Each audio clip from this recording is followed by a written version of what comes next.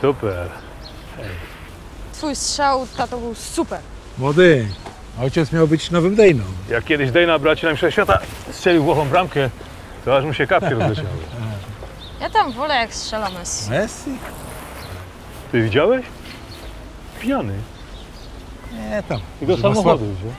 Słabszy dzień ma, daj spokój. Słabszy dzień. Nawalony jak stodoła. Nie. Proszę pana, pan będzie jechał tym samochodem? Oczywiście.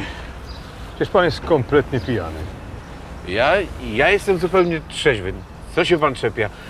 Proszę pana, może pan wypadek spowodować, a naprawdę Ale o proszę. co panu chodzi? Niech Co pan... się pan mnie czepia? Idź pan. To nie nasza sprawa. No. Ale jaka nie nasza sprawa? Przecież to jest pijany człowiek, on może... pilnować, nie czepiacie ludzi. Trzeba było mu klucze zabrać. Oszalałeś? Przecież to jego samochód i jego decyzja, czy jedzie, czy nie. Jego decyzja. Przecież on może dziecko zabić. A ja mam syna 12-letniego. Masz rację. Dzwoń po policję. Halo? Policja? Przed chwileczką widziałem pijanego kierowcę, który wsiadł za kierownicę i pojechał w stronę centrum. Zapisałem numer rejestracyjny i markę samochodu.